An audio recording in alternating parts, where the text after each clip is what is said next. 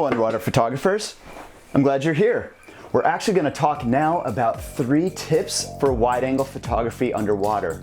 And these are unusual tips. It's not the basic tips we'll hear and read about in all the magazines. So stay tuned, let's dive right in.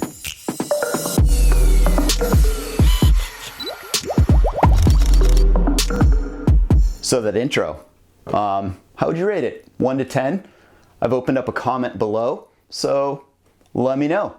Anyways, let's get to today's topic, which is 3 tips for underwater wide angle photography. Moving away from the traditional tips, I'm going to try and share some more information and some insights that are not necessarily the first thing you'd think about, but will have big impacts in improving your underwater photography.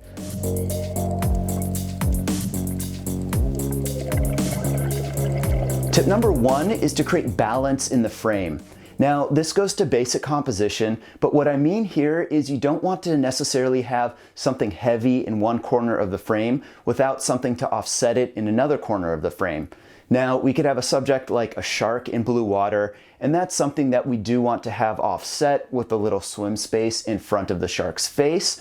But what I'm talking about is shooting reefscape photos and that sort of thing where we have multiple components. Let's say you have a big shipwreck and it's on the sand and you have that towards the top of the frame, but nothing in the bottom and it's just sand. That's not going to feel right. What might make sense is to compose the image so that the shipwreck is kind of in the center of the frame, or maybe it's in a bottom corner and there's a diver opposing it, and that's going to create a little bit of balance. You've got 2 big components. Another thing would be looking at colors. If you have a beautiful reefscape, you may want to have some color on one side and then color on the other side. Or you may want to have a strong subject in one corner, front left or front right corner, and then you'll have a diver in the top right or top left corner to be opposite and opposed. So that basically you're balancing out the frame, you're balancing out the interest, you're balancing out the weight. So it's something unusual when we look at composition, but something that can really help create a lot of interest in our images and help keep a viewer's eye moving around through the frame, especially if you have a relationship between subjects, using a diver that is looking at something like that.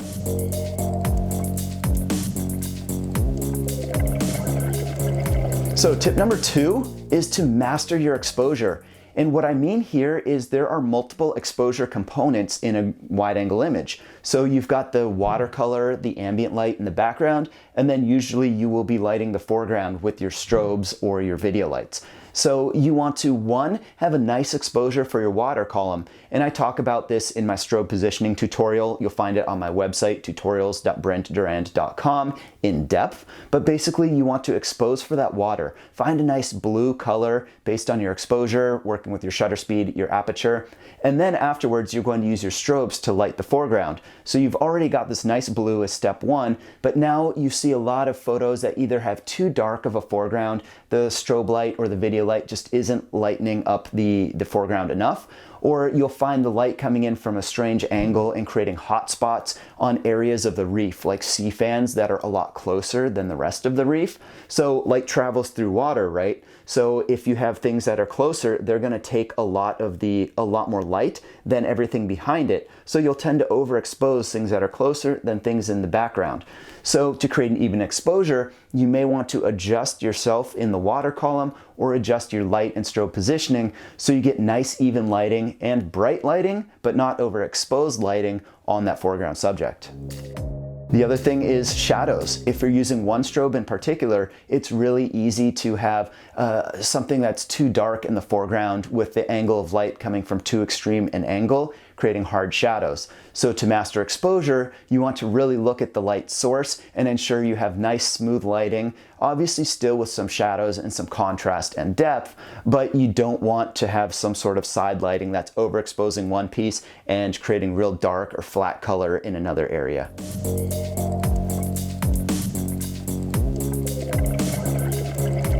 And tip number 3. This one is pretty straightforward, but you need to have an interesting subject. Now, I'll see a lot of divers on trips and locally here in California will go out and shoot a piece of the reef, and I'm looking and from my eye, I don't see any particularly strong subject. So the thing you really want to do is find something that stands out. Maybe it's a fish that's hanging out, a damselfish that has a nest and it's very territorial. Maybe it's a sea fan that is positioned well with the rest of the reef or even the kelp forest behind it.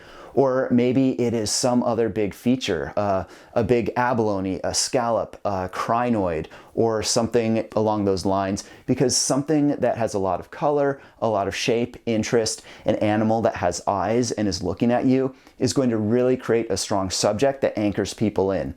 We know about the rule of thirds in composition, so we want to have that interesting subject generally on one of those thirds lines and other elements in a midground and a background that are also interesting, and like tip 2, well exposed. But having that interesting subject is key. That's what people are going to look for first in an image. One thing is that people look for white colors or brighter areas of an image first.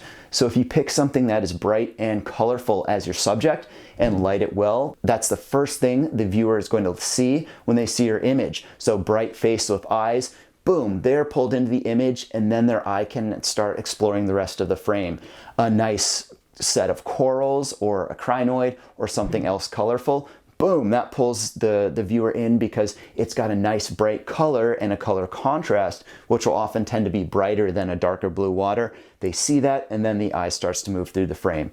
So look for those subjects, especially if you don't have a lot of time to shoot. Something like drift diving. I think of Cozumel when I think of drift diving like that. You're diving along, you're drifting. You need to see your subject before you get there. Maybe adjust your strobe positioning, your settings in anticipation of getting to that subject you see. Maybe it's that vase sponge that's nice and yellow and sitting on the nice coral bommy, just the edge. It's sticking up with nice blue water opportunity behind it.